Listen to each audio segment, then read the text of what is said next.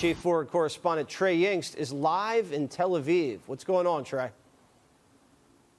Yeah, hey, Jesse, good evening. I spoke tonight with President Trump, who was in the Situation Room overseeing these U.S. military strikes against the Iranian regime. He was joined by Vice President J.D. Vance and Special Envoys Kushner and Witkoff. The president telling Fox News at that time 49 Tomahawk missiles had been used against targets in Iran, along with fighter jets that were bombing positions about 40 miles outside of Tehran and also along the southwest coast of Iran that sits along the Persian Gulf. The president said, "We hit them very hard tonight." He described the strikes as vicious and violent. He said the bombing will stop shortly, but if they don't sign an agreement, the president said, quote, "we'll bomb the S out of them tomorrow."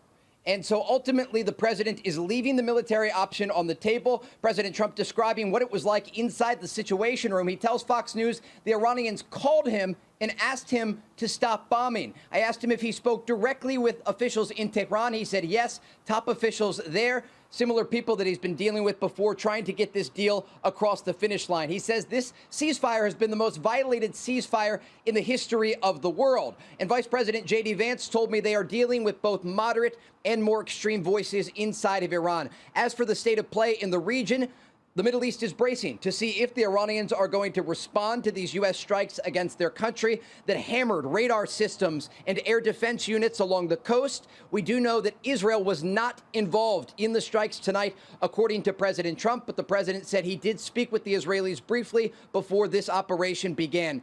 But again, to conclude here, Jesse, 49 Tomahawk missiles used by the U.S. military, fighter jets over the skies of Iran, hammering targets on the ground, and the Iranian officials, according to President Trump, on the phone with the president himself, asking him to stop the bombing campaign. Jesse? Great reporting, Trey. Stay safe. Thank you. Tonight, Iran is once again burning for the second night in a row. Wave after wave after wave of U.S. airstrikes that are pounding this country after stalling negotiations and attacking U.S. forces. President Trump, he's had enough. We told you he would. And he's now following through on his promise to hit the IRGC and other targets hard. Joining us now with the very latest, live from Washington, D.C., our very own Jennifer Griffin. It's been a busy night tonight, Jennifer. That's right, Sean, and the airstrikes are ongoing. U.S. Central Command began bombing Iranian targets at 5:15 p.m. Eastern after President Trump and Secretary Hegseth telegraphed earlier today that the bombing would resume tonight. Initial explosions were heard almost simultaneously at port cities along the Strait of Hormuz, Iranian air defenses, radars, and communication sites. Iran continues to frustrate the U.S. military by firing drones and missiles using mobile launchers that they can hide inside mountain tunnels. Earlier today, Secretary Hegseth visited Guantanamo Bay in Cuba and then flew to Tampa, Florida, to CENTCOM headquarters, where he was briefed on Iranian target lists by Admiral Brad Cooper. Those strikes that will happen tonight will be strong. They will be clear. If they happen to happen tomorrow night, they will be strong and they will be clear. CENTCOM, Central Command, will be busy tonight because President Trump said we will be hitting Iran hard, and we will be. If we need to negotiate with bombs, we'll negotiate with bombs. Earlier today, the president revealed the U.S. military had secretly been escorting oil tankers through the Strait of Hormuz, laden with over 100 million barrels, he said, in the middle of the night without Iran seeing them. The Apache helicopter hit by the Iranian drone yesterday was reportedly providing overwatch and protection for one of those vessels. President Trump said an Iranian projectile lodged between the two pilots of the Apache and was on fire, emitting a massive amount of heat, but did not explode. Within seconds, the helicopter pilots brought the helicopter down into the water quickly.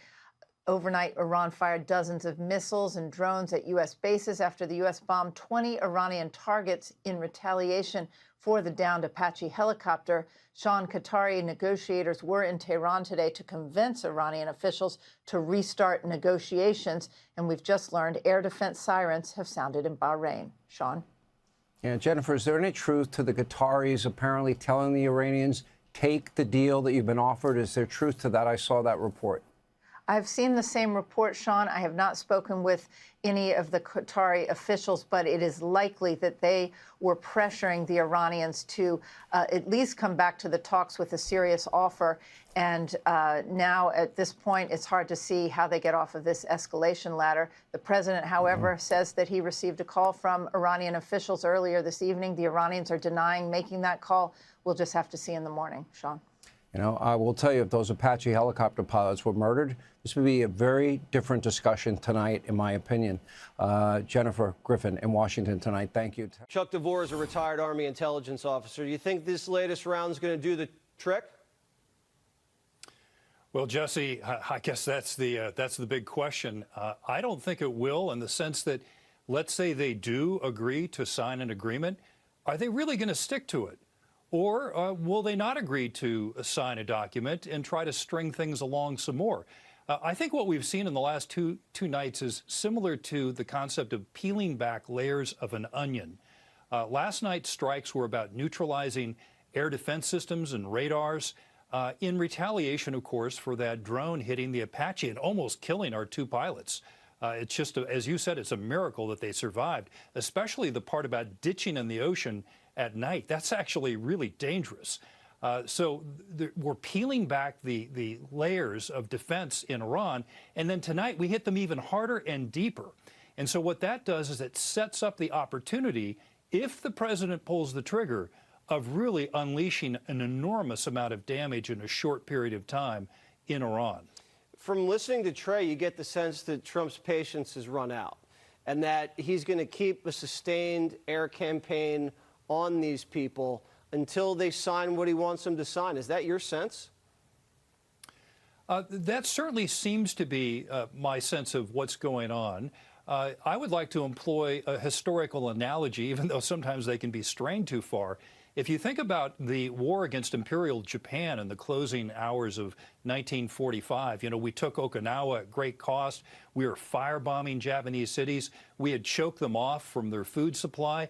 And yet it took 2 atomic bombs to force surrender. And even then, the Japanese Imperial Army wasn't convinced that they should surrender. They wanted to fight on. And thank goodness they didn't. There would have been millions and millions of casualties on both sides. So, you know, there's historical precedents for really difficult enemies who never want to surrender. And when you think about it, Jesse, of course the IRGC doesn't want to surrender. They think they may lose their lives to the Iranian people, who are getting pretty ticked off about the misrule that they've suffered since 1979. Yeah, the IRGC is kind of in a nifty little position during the ceasefire, but hopefully these latest round of strikes kind of shake things loose so we can get some of the moderate negotiators to sign and then just enforce it. And no money is going to exchange hands unless we see that dust destroyed. Chuck, thank you. More details of what he calls that secret mission that Jennifer told us about in the region. White House correspondent Aisha Hasni has those stories for us this evening. Hi, Aisha. John, good evening. Here at the White House, we are waiting to see if President Trump, how far he will take these strikes on Iran. This morning, he told Fox News that he was close to ordering strikes on Iranian power plants and their bridges, critical infrastructure. That would be a major escalation, even further than the strikes that we're seeing right now. And it hasn't happened yet, as far as we can tell. But he did say the door is still open to it.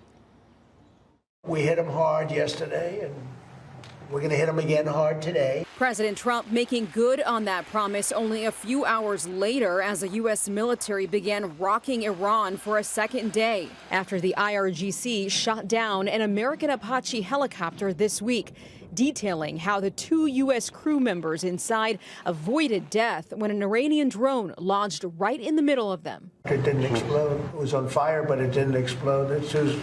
Those 2 guys, they knew how to fly, but they got very lucky. According to Iran state media, an Iranian armed forces spokesperson answered, "We've proven that we will respond to threats appropriately." The president, growing increasingly frustrated Iran hasn't capitulated yet, but insists the regime has fully negotiated a deal. They keep tapping us along. They keep playing us for suckers because, you know what? They dealt with some very stupid presidents. Meanwhile, Trump says he's interviewing 5 people to fill the Director of National Intelligence role, but still sticking by his original pick, Fannie Mae Freddie Mac boss Bill Pulte, who's now serving as a temporary acting director, as Democrats yank their support for the Foreign Intelligence Surveillance Act over his lack of experience. We can't let them extort us. John, so far, no statements from the White House or Truth Socials from the president since those strikes began on Iran about an hour ago. Of course, we will be here and bring you any updates if that changes. John? Well, he promised the attacks are going to happen, and they are happening. Aisha Hasni at 1600 Pennsylvania. Thanks, Aisha. Good evening, John. We've just learned that at 5:15 p.m. Eastern, that U.S. Central Command began carrying out airstrikes against Iranian targets. We've heard of explosions occurring at ports along the Strait of Hormuz and along the Iranian coast. We've heard that Kish Island has been hit, Keshem Island, as well as sites in western Tehran. Earlier today, Secretary of Defense Pete Hegseth visited Guantanamo Bay in Cuba and then flew to Tampa, Florida, to CENTCOM headquarters, where he was briefed on Iranian target lists by Admiral Brad Cooper. Hegseth spoke to reporters traveling with him and announced the U.S. military would be bombing Iranian targets tonight. Those strikes that'll happen tonight will be strong. They will be clear. If they have it happen tomorrow night, they will be strong and they will be clear. Central Command will be busy tonight because President Trump said we will be hitting Iran hard, and we will be. If we need to negotiate with bombs, we'll negotiate with bombs. Hegseth then indicated that during the ceasefire, CENTCOM had been busy mapping new targets and also tracking the movements of Iran's leaders.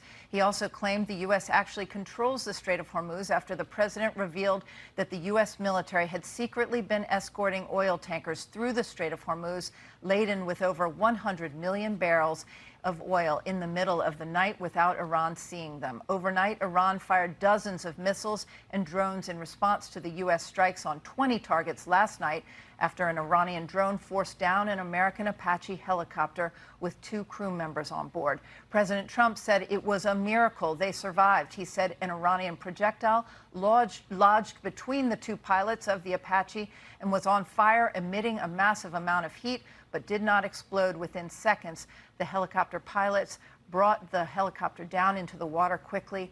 They didn't know if it would explode or not. Qatari negotiators were in Tehran today to try to convince Iranian officials to restart negotiations, John. Well, we'll see if they have any luck with that after these renewed attacks. All right, I doubt it. Jennifer, thank you for the update. I've been working with Iran for a number of months, and they should sign their deal. It's a good deal. It doesn't give them the right to have a nuclear weapon. In fact, it totally prohibits them from ever having a nuclear weapon. And it was just tap, tap, tap. I don't know what they're doing. Let's turn our attention back to the situation in the Middle East as a second round of retaliatory strikes against Iran is currently underway. Fox News chief political analyst Brit Hume is with us this evening. Brit, it's great to see you again. What do you make of all of this? Are we headed back to all-out war with Iran? Is there going to be a deal made? How do you read it?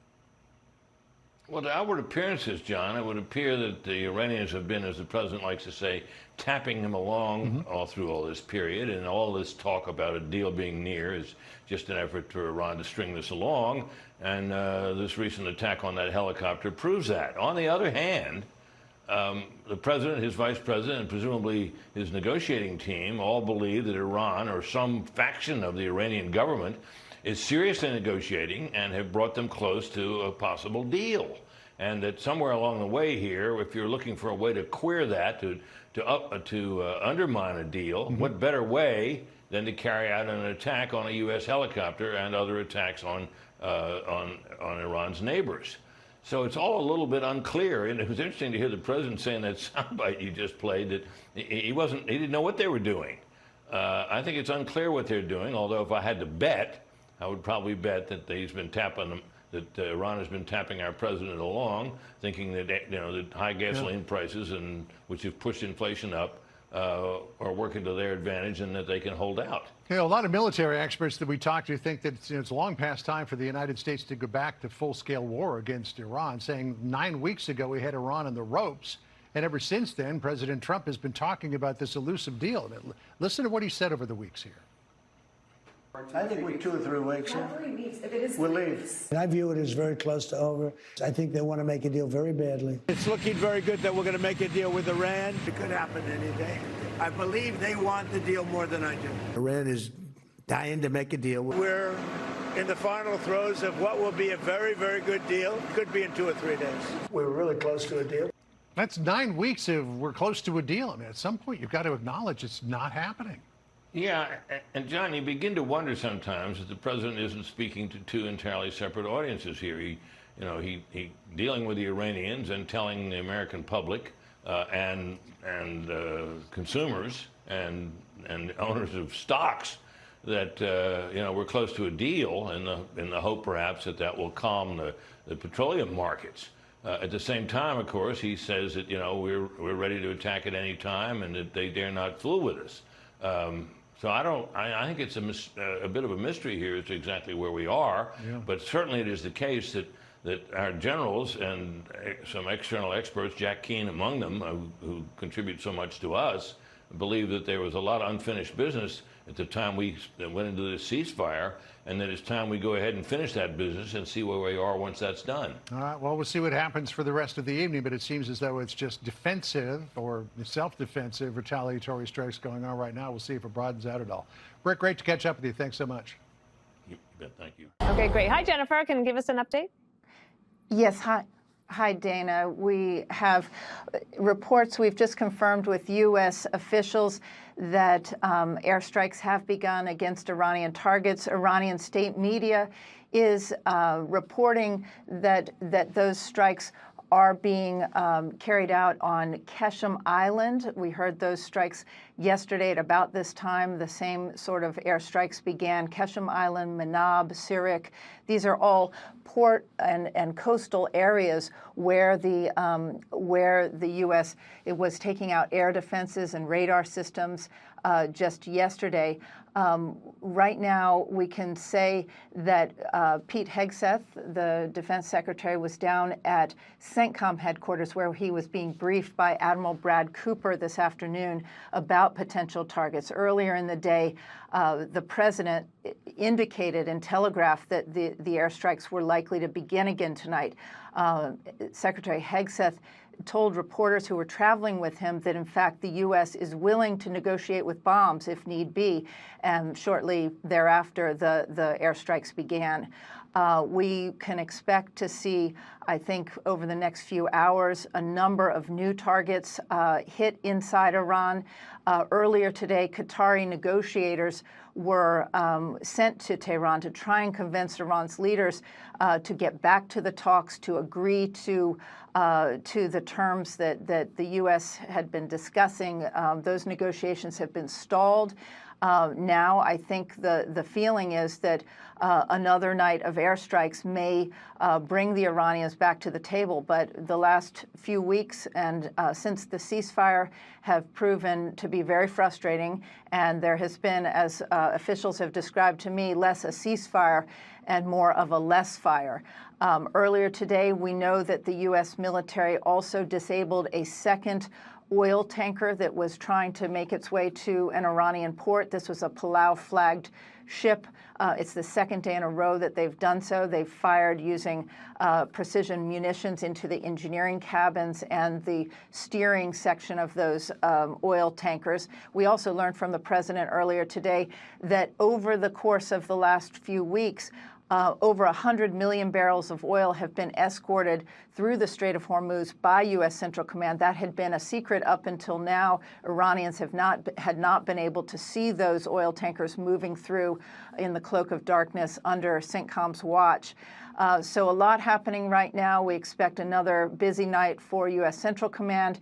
And what was so unusual today and earlier today was hearing both the president as well as Secretary Hegseth telegraphing that these airstrikes were about to begin. I can never remember in the past when the U.S. has said when the bombing was going to begin. So clearly this is designed to pressure the Iranian leaders to get back to the negotiating table. Dana. All right. Did you have anything? Anybody else have a question for her? If not, let me ask you one more. So So when it comes to the last several weeks, or I guess 8 weeks, we know, obviously, we have eyes in the sky. We can see what they're doing. So do you think that these targets are more about taking out some of their remaining military capabilities, or does it go to power plants and bridges as truthed earlier today? Well, we heard from the president that the next step in the escalation ladder would likely be bridges, electrical plants, infrastructure. It's not clear to me at this point what the targets are.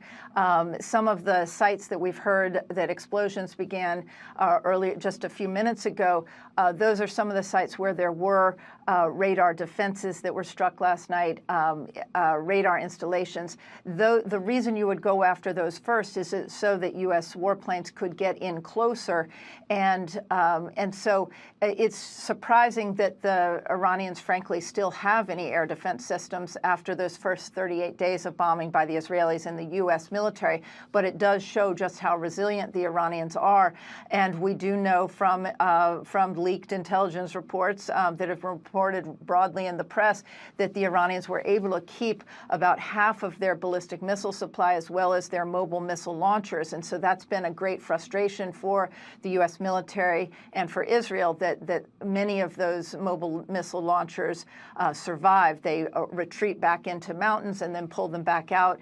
Also, those drone launchers. So I imagine they're going after a lot of those sites, and we'll just have to see whether they've expanded that to actual infrastructure. Great.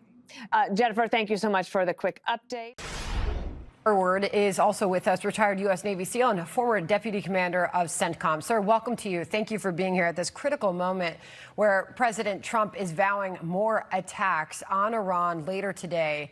How hard should he go? All the way. I agree with Dr. Tehrani. That's the end state everyone's looking for. The Iranian people, the rest of the Arab nations, and the Iranian people. You've had a government that just continues to play the game of pretending to negotiating while extracting anything they can out of it. So no one thought these negotiations would meet the objectives. And everyone knows the only way to achieve these objectives is by using force. Iran, at the end of the day, has to hand over their materials. They have to give up any claims or controls of the Strait of Hormuz. They have to stop funding their surrogates, and they have to stop their missile and drone programs. Everyone knows that. The administration knows that. They were trying to work it through a politically approach, but that's not going to achieve the objectives. So they're going to have to use force to meet all those objectives. And there's a large population in Iran that supports that. The Arab countries support that because everyone wants long-term peace and stability. And the only way to achieve that is by getting rid of the current government of Iran. Well, Admiral, this was President Trump earlier today when asked if he'll attack Iranian power plants and bridges. We have the strongest military anywhere in the world, and sometimes you'll have to use it. Iran, very simply, cannot have a nuclear weapon, and they won't. And they've agreed to that. All they have to do is they have to start signing a paper. It's fully negotiated.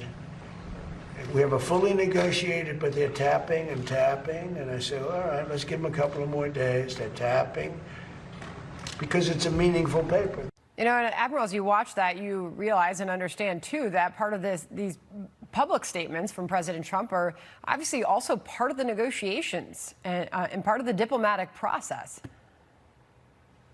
But it's also part of a military strategy.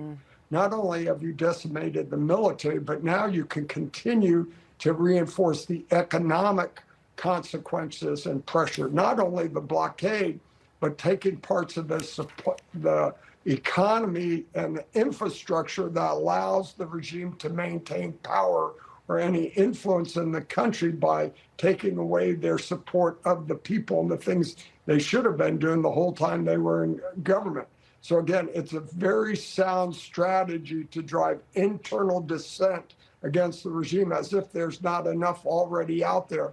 But with those sort of rules, that strategy, having the internet where the dissenting elements can talk and coordinate, all of those undermine the regime.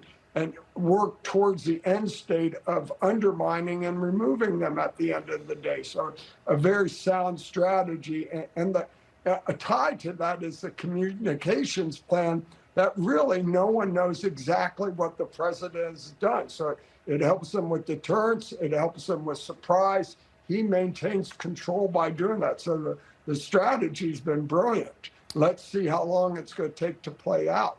Well, yeah, that is the big question at this hour. We'll see where things go later today. Admiral, always a pleasure. Thank you very much, sir. Thank you. Good to be with you all. So let's bring in Nikki Haley, former UN ambassador, South Carolina governor, and Republican presidential candidate, now Hudson Institute chair. Nikki Haley, welcome. Always great to see you. Thank you very much for joining me today.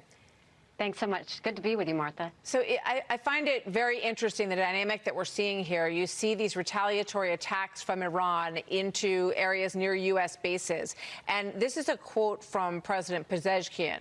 I say this knowing that there are several different factions, so it's hard to know who is really in charge here. But Pezeshkian said that the policies being pursued today, which our dear leader is following, are also defeating this plan, so that the regional countries will distance themselves from the United States and Israel, and this process is moving forward. It's clear that that is what they're going for here at this moment. Nikki, what do you say? I think they're trying to get as many countries away from us as possible. But the reality is Iran never had any intentions of negotiating. I mean, they've done this so many times. They stall. They make you think they're going to do something. You know, right when you think you've got a deal, they throw cold water on it. And then the whole time they're strategizing, they're rebuilding. They're starting to build back up to get ready for the next strike. And we know they have excavated 50 of the 69 tunnels that they had missiles in. Now, that doesn't build back up their force a lot, but it does allow them to just fight another day. They're willing to go through a lot of pain, and they don't want to go back to the pre-war status of the Strait of Hormuz. And I think Trump was right to absolutely say we're going to hit them, especially after they've gone after us. But let's take it a step further and go after China and Russia. China's providing man pads to Iran in this fight. Russia's providing drones. They both have provided satellite imagery in this to go after our bases. When we go after China and Russia and hold them accountable and tell them to stop, that's when we'll start to really see Iran get weakened. I'm really glad you brought that up, because I think a lot of people look at this situation and ask where, you know, given the tremendous hits that the U.S. military has laid on Iran, so where are they getting this confidence that they can keep going at this point? And you're exactly right, former UN ambassador, former governor of South Carolina.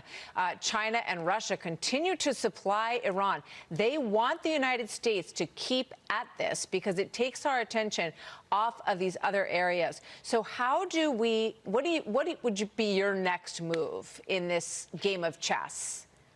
I think, first of all, you know, Trump was right to go and put sanctions on China. It's good that he created this blacklist of companies that our Defense Department shouldn't be dealing with. But he needs to pick up the phone and call Xi, and he needs to pick up the phone and call Putin and say, stop it. And he needs to let them know that they will be held accountable, and he will put force on them if they continue to help Iran in this war. And they need to know he's serious, and he has to be prepared to follow through with it. I think that's going to be hugely important. You know, Iran's creating distractions like saying, until Israel stops striking Lebanon. It's not Israel striking Lebanon. They're striking Hezbollah, the terrorist regime. And I think Israel and the U.S. have done an amazing job at weakening Iran. Now they just need to finish what they started. Yeah, and there have been moments here where leadership in Beirut wanted to sort of help move Hezbollah out, to defang them, to destabilize Hezbollah within Lebanon and allow that country to get back to its proud roots as well. So it seems like these relationships in the Middle East are going to be very key to the next steps here.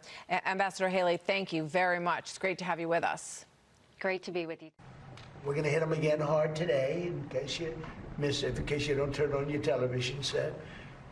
And we'll see what happens with the deal. We were really close to a deal. But President Trump saying buckle up. Iran is about to receive new incoming fire from the United States military after the Iranian downing of a US Apache Army helicopter with 2 pilots that were recovered in a remarkable manner by a drone boat that recovered them and brought them back to a place where they could be safely extracted from the waters in the Persian Gulf. With that, we bring in retired 4-star Air Force General Charles Wald, former deputy commander of the U.S. European Command. He served more than 35 years in the military, flew combat missions, dozens and dozens of them, if not hundreds of them, I believe, over the Middle East. General Wald, thank you very much, sir. Very good to have you with us today.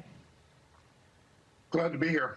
So as you look at this conflict and where it stands right now, Iran at times seems emboldened. They seem willing to go for broke in this battle. If we return to battle from a military perspective, how would you advise forcing the capitulation of Iran over the near and long term? Well, I would advise, I have been advising that we don't do tit for tat anymore. I mean, it's almost ludicrous that we allow the Iranians to take out our aircraft, in this case an Apache helicopter, and almost kill 2 of the crew members, and then go back with a tit for tat or a small kind of equal response, if you will. So I think it's time for us to say, the Iranian, all of your guests have said this earlier today, Ambassador Haley was totally correct. You just cannot negotiate with them. They're irresponsible, they're untrustworthy, they're not going to give up until they get what they want. So I believe it's time for the United States and our allies, whoever will participate with us, to go in and take out as much Iranian military capacity as we can and get ready to open up the Straits of Hormuz. This has gone on long enough, and we can do that. But I think we've been we've had a lot of restraint so far. Yeah. You know, in terms of a forced military reopening of the Strait, what would we need in terms of allied relationships? What would that look like, in your opinion, if you were presenting that to the president? Well, to tell you the truth, I think we can do it ourselves, although I'd rather have allies participate with us. We haven't had much help from NATO, which would have been nice, but all the GCC countries that are along the coast do have some assets. They can help out, as well as Israel. So I think anybody that wants to participate for us to put things back the way they should be in the Straits of Hormuz, we'll take them on as our partners. But I think we could do it ourselves if we had to. There's a report today at NBC News, defense reporter piece that says that the president will be speaking with the leading defense contractors about missile supplies for the United States. Is that something that concerns you? Yeah, I mean, there's been a lot written about it. We've used quite a few of our missiles, but if you look at it, the defense industrial base is now moving to increase the production capacity significantly over the next year or so, although we need it right now. But we have allies that have weapons. We have weapons in the Middle East that we've had pre-positioned there. So, yes, I don't think, as a military guy, I never have enough weapons, but I think we're in good shape. So, in terms of missile supply for Iran, and I was just talking to Ambassador Haley about this, how concerned are you that part of the bravado in Iran is coming from reassurances from China and Russia that they will help to fill the gaps in terms of giving them what they need? I suspect I know China and Russia are helping the Iranians. I'm not sure they're going to have enough help if we decide to do the mission I just talked about. But I think diplomatically and economically and behind the scenes, we need to make sure China and Russia know that this is unacceptable, and there'll be consequences on them, not necessarily militarily, but potentially economically and politically. General Wald, thank you very much. Your stance on this is clear. We heard this from General Keane as well, that a forced capitulation, a military onslaught that changes the dynamic here is what you would advise. General Keane has said the same thing, and we heard that from Ambassador Haley in her own words as well. So, General Wald, thank you very much. Good to have you with us today. We took out the other night 22 ships, late at night with no lights, because they don't have any radar, because we blasted the crap out of it. We took out, that's why oil's $85 a barrel. I mean, you take a look. remember when I did this, I said, look, the one bad thing will be we hit the best economy we've ever hit. And I said to my people, I had Scott, I had Howard, I had Pete, I had all of them. I had Todd in the room. I said, the one thing we have to do now, we had just hit the highest stock market in history, highest 401ks in history. Everything was going well. And I said, I hate to do this to you guys, but Iran's going to have a nuclear weapon very soon.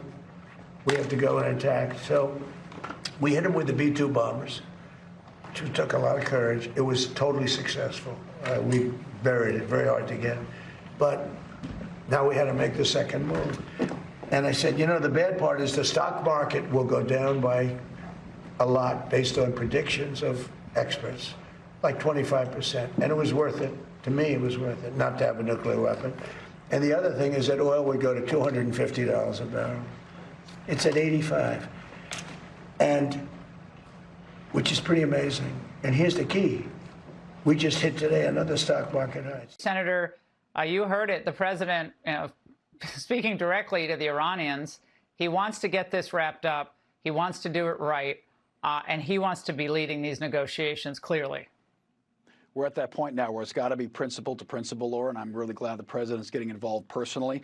But he said it right. They only understand force. And our demands here are pretty simple.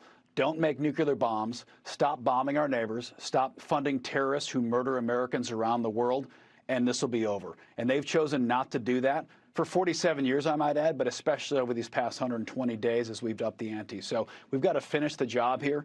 And whatever agreement we may write with them, we have to be very aware that they're probably going to welch on it, and we're going to have to go back to pressure again. So the president's going to finish this job. I know he is.